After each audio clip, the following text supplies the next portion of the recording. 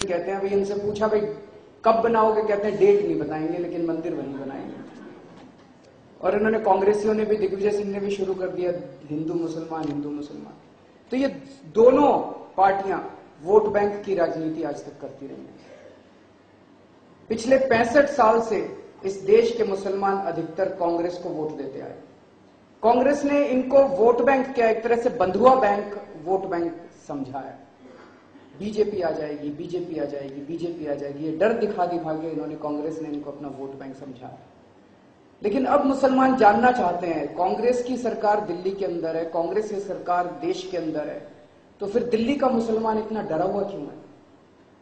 कई बार हम मुसलमान साथियों से बात करते हैं, उनके मन में यही डर होता है कि कभी पुलिस पकड़ के ना ले जाए। कभी, अभी मकबूल साहब ने अपनी पूरी कहानी सुनाई, यही कहानी दिल्ली के अंदर भी है। ऐसा नहीं है कि दिल्ली के मुसलमान अपने आप को सुरक्षित महसूस कर रहे हैं। आप चले जाइए, बात करिए, दिल्ली अंदर जो डर बैठा हुआ है कि कभी पकड़ के न ले जाए, कभी कोई आतंकवाद का मुकदमा न डाल दे। ढेरों ऐसे मुसलमान साथी हैं जिनको पकड़ लिया गया, झूठे मुकदमे किए गए, 5 साल 10 साल तक वो जेल के अंदर रहते हैं, और फिर जब छूट के आते हैं तो उसके बाद उनको निर्दोष करार दे दिया जाता है। अदालत कहती है कि इनके खिलाफ कोई सबूत नहीं था, इनको झूठे मुकदमे के अंदर डाला गया। लेकिन जब 10 साल बाद वो छूट के आते हैं तो उनको कोई नौकरी देने के लिए तैयार नहीं होता, कोई उनकी बहन के साथ शादी करने को तैयार नहीं होता। उसकी भरपाई कौन करेगा? उसकी भरपाई सुप्रीम कोर्ट भी नहीं करता, उसकी भरपाई देश की सरकार भी नहीं करती। तो इसका जवाब तो कांग्रेस को देना पड़ेगा कि अगर कांग्रेस अपने आप को आज तक मुसलमानों का हिमायती कहती रही है तो आज ऐसी दुर्दशा क्यों है? हम मानते हैं कि इस देश में कई आतंकवादी हुए जो मुसलमान थे, लेकिन इसका मतलब यह तो नहीं है कि हर मुसलमान इस देश का आतंकवादी है, क्योंकि ऐसे कई और आतंकवादी भी थे जो हिंदू भी थे। माधुरी गुप्ता थी जिसने अपने देश के सारे सीक्रेट्स पाकिस्तान को बेच दिए थे। तो हमारा यह मानना है कि आतंकवादी का कोई धर्म नहीं होता। आतंकवादी ना मुसलमान होता है, आतंकवादी ना हिंदू होता, ना सिख होता, ना ईसाई होता। आतंकवादी गद्दार होता है, आतंकवादी देश के साथ गद्दारी करता है। तो इसीलिए किसी एक कौम के ऊपर ही चिपका देना ये ठीक नहीं है। तो कांग्रेस, दूसरा, अभी तक कांग्रेस ने किया क्या? कांग्रेस ने केवल और केवल रिपोर्ट पे रिपोर्ट दी। अभी मुझे इरफानुल्लाह भाई बता रहे थे, एक 1981 में रिपोर्ट आई थी, प्रोफेसर गोपाल सिंह रिपोर्ट, जिसने वही सारी बातें कही थी जो जस्टिस सच्चर रिपोर्ट ने कही है कि देश का मुसलमान बहुत पिछड़ा हुआ है, देश का मुसलमान बहुत अनपढ़ है, देश का मुसलमान बहुत गरीब है। 2007 के उसके ऊपर कांग्रेस ने कोई कार्रवाई नहीं की, गोपाल सिंह रिपोर्ट के ऊपर। फिर उन्होंने 2007 में एक जस्टिस सच्चर रिपोर्ट दे दी, और मुझे लगता है अगले 4-5 साल में एक और रिपोर्ट दे देंगे। रिपोर्ट दे सकती है इस देश के जो पिछड़ापन है आज मुसलमानों का, जो अनपढ़ है आज मुसलमान, जो गरीब है मुसलमान, वो किसकी देन है? 65 साल में ज्यादा राज तो इन कांग्रेस ही नहीं किया था। अगर कांग्रेस अपने आप को हिमायत मानती है मुसलमानों को, तो कांग्रेस से हिसाब मांगेगा मुसलमान कि आपने किया क्या आज तक हम लोगों के लिए। कांग्रेस मुसलमानों को अपना वोट बैंक मानती है और बीजेपी हिंदुओं को अपना वोट बैंक बनाना चाहती है। हम लोगों को अब देश के लोगों को समझना पड़ेगा, ना कांग्रेसियों ने मुसलमानों के लिए कुछ किया, ना बीजेपी वालों ने हिंदुओं के लिए कुछ किया।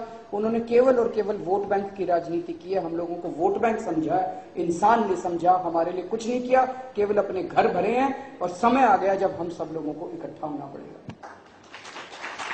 1984 के अंदर दिल्ली में सिखों का कत्लेआम हुआ और सिखों ने जाके बीजेपी के साथ साठगांठ कर ली, बीजेपी के पास चले गए सिख। 2002 में गुजरात में मुसलमानों का कत्लेआम हो गया और मुसलमानों ने कांग्रेस का सहारा ले लिया। ना बीजेपी वाले हिंदुओं के लिए कुछ करते, सिखों के लिए कुछ करते, और ना कांग्रेस वाले। मुझे लगता है ये छोटी सी बात क्यों नहीं समझ लेते कि अब हम सारे लोगों को इकट्ठा होना पड़ेगा। इस देश के हिंदू, मुसलमान, सिख, ईसाई, अगर हम सारे इकट्ठे हो जाएं तो हम इनकी वोट बैंक की राजनीति खत्म कर सकते हैं। ये छोटी सी बात हम लोगों को समझनी पड़ेगी। अभी जब शुरू हुआ तो कुछ मुसलमान भाई मुझसे पूछ रहे थे, कुछ पत्रकार, उर्दू मीडिया के पत्रकार पूछ रहे थे, आपको मुसलमानों के अलग अलग मुद्दों पे क्या कहना है? सर, मैं ईमानदारी के साथ कहना चाहता हूं, हमारे पास इस देश की सारी समस्याओं का समाधान नहीं है।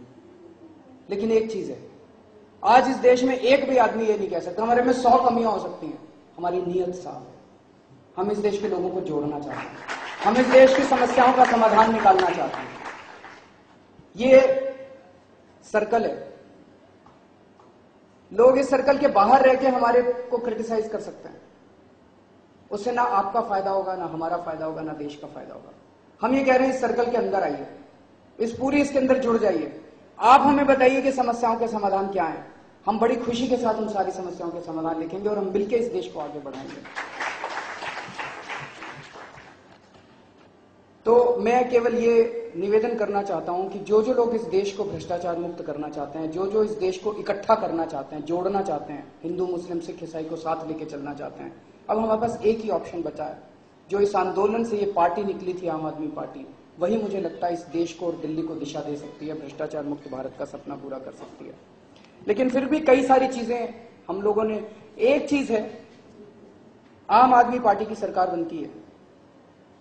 आज जो बात ये केवल मुसलमान भाइयों की नहीं है कि आज मुसलमान भाई और बहन तो अपने आप को इनसिक्योर फील कर ही रहे हैं, लेकिन दिल्ली का हर शख्स, दिल्ली के अंदर इतने रेप हो रहे हैं, दिल्ली के अंदर इतना वातावरण अपराध का बना हुआ है।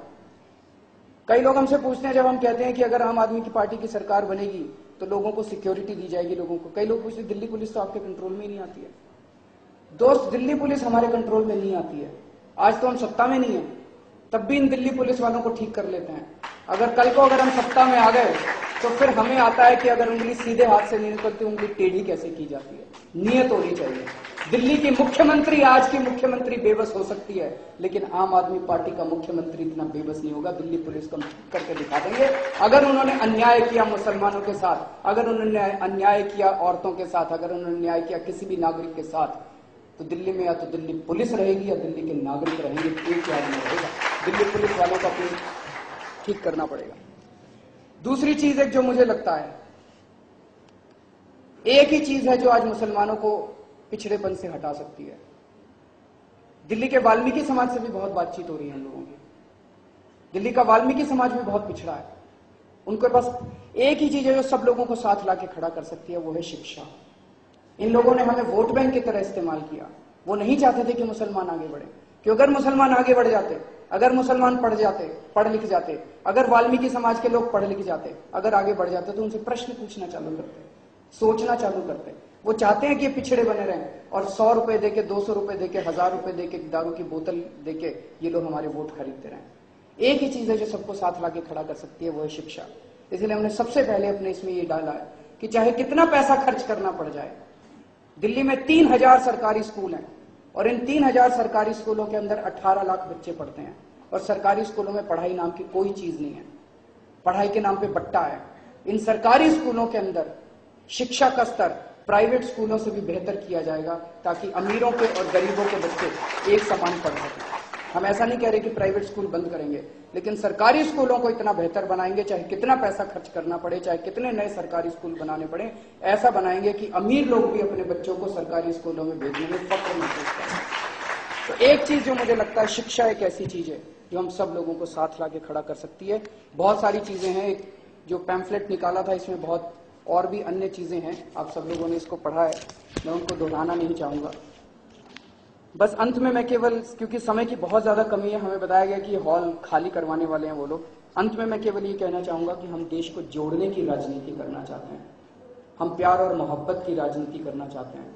आज तक इन लोगों ने देश को तोड़ने की राजनीति की है, इन्होंने हम लोगों में जहर भरने की राजनीति पैदा की है। कई बार मैं आश्चर्यचकित रह जाता हूं, इन्होंने, पार्टियों ने ऐसा जहर भर दिया है हम लोगों के मन में। अच्छे अच्छे लोग, बहुत अच्छे अच्छे लोग भी अजीब अजीब प्रश्न पूछते हैं। जैसे मैं महाराष्ट्र गया, एयरपोर्ट पे उतरा तो कुछ साथियों ने आके मेरे सर पे टोपी पहना दी जिसमें लिखा था मराठी में, मी आम आदमी आहे, मैं आम आदमी हूं। उसके बाद एक दिन मेरे पास घर पे एक बंगाली आया, उसने मेरे ऊपर सर पे बंगाली की टोपी पहना दी। उसके बाद मैं 2 दिन तक टोपी पहन के घूमता रहा, किसी ने कुछ नहीं कहा। मराठी की टोपी पहन के रखे, किसी ने कुछ नहीं कहा। उसके बाद एक दिन तमिल वाला लड़का आया, उसने तमिल की टोपी पहना दी, किसी ने कुछ नहीं कहा। एक दिन स्टेज पे किसी साथी ने मुझे, शाजिया ने शायद, मुझे लाके उर्दू की टोपी पहना दी। उसके बाद तो जो लोगों ने अपीजमेंट कर रहे हैं, मुसलमानों का अपीजमेंट कर रहे हैं, मैं 2 दिन तक वो भी टोपी पहन के घूमता रहा। मुसलमानों का तुष्टीकरण, मुसलमानों का तुष्टी। मुझे ये समझ में नहीं आता कि उर्दू शब्द से और मुस्लिम शब्द से हमें ये ऐसी भावनाएं क्यों पैदा कर देता है कुछ लोगों के मन में। कहीं ये पॉलिटिशियन सफल तो नहीं हो गए हमारे मन के अंदर कुछ जहर पैदा करने के लिए? ये भावनाएं निकालनी पड़ेगी। मराठी भी इसी देश के हैं, बंगाली भी इसी देश के हैं, तमिल भी इसी देश के हैं, मुसलमान भी इसी देश के हैं, हिंदू भी इसी देश के हैं और सिख भी इसी देश के हैं, सभी लोग इसी देश के हैं। तो मैंने ये पर्चा लिखा, मुसलमान भाइयों बहनों बुजुर्गों और बच्चों के नाम पर्चा। इसके पहले मैं कई पर्चे लिख चुका था। मैं पूरे दिल्ली के अंदर घूमता रहता हूं, समाज के अलग अलग हिस्सों से मिलता रहता हूं। तो सबसे पहले मैंने ऑटो ड्राइवरों के नाम एक पर्चा लिखा था, किसी ने कुछ नहीं कहा। फिर मैंने वाल्मीकि समाज के नाम एक पर्चा लिखा, अप्रैल के महीने में, किसी ने कुछ नहीं कहा। मई के महीने में मैंने झुग्गीवासियों के नाम एक पर्चा लिखा, किसी ने कुछ नहीं कहा। मैंने व्यापारियों के नाम एक पर्चा लिखा, किसी ने कुछ नहीं कहा। अभी जुलाई के महीने में जब मैंने कई साथियों से बातचीत की और मेरे थॉट्स थोड़े से, तो ये मुसलमानों के नाम जैसे पर्चा लिखा, उन्होंने कहा मुसलमानों का तुष्टीकरण कर रहे हैं, मुसलमानों का। ये हमें समझना पड़ेगा इस पर्चे में क्या लिखा है हमने। इस पर्चे में हमने लिखा है कि हमें नफरत की राजनीति खत्म करनी है। इस पर्चे में हम लोगों ने लिखा है कि हमें शिक्षा और रोजगार पैदा करना है। इस पर्चे में हमने उनके मंदिर और मस्जिद की राजनीति खत्म करने की बात कही है। इस पर्चे में हमने लिखा है, वो कहते हैं आपने मुसलमानों के नाम क्यों लिखा, आपने मुसलमान शब्द क्यों इस्तेमाल। कई लोग मेरे से पूछते हैं, कई साथी मेरे से पूछते। मैंने कहा अगर वो हिंदू और मुसलमान के बीच जहर पैदा कर रहे हैं तो मैं किसान और मजदूर के बीच में एकता की बात थोड़ी करूंगा। मैं तो फिर हिंदू और मुसलमान के बीच में ही तो एकता की बात करूंगा। उनके जो जिस तरह की भाव नफरत पैदा कर रहे हैं उसको काउंटर तो उसी तरह से किया जाएगा। अगर वो हिंदू और मुसलमान के बीच में नफरत पैदा कर रहे हैं तो हिंदू और मुसलमान के बीच में प्यार और मोहब्बत की बात ही तो हमें करनी पड़ेगी। तो ये हमारे मन में जो जहर पैदा कर रहे हैं इन लोगों ने, कई पार्टी वालों ने कर दिया, इससे भी हम लोगों को सतर्क रहना है। और आजकल एक अफवाह फैलाई जा रही है पूरी दिल्ली के अंदर। आज चूंकि सब लोग यहाँ बैठे हैं, ये अफवाह फैलाई जा रही है जी। पहले तो ये कहते थे शुरू जब अन्ना आंदोलन हुआ, या आरएसएस के लोग हैं, आरएसएस के लोग हैं, आरएसएस के लोग। फिर उन्होंने अफवाह फैलाई अभी 3-4 महीने पहले से, ये केजरीवाल तो शीला दीक्षित का आदमी है, संदीप दीक्षित का क्लास फेलो रहा है पुराना। ये बड़ी अफवाह फैला रहे हैं, संदीप दीक्षित का क्लास फेलो है।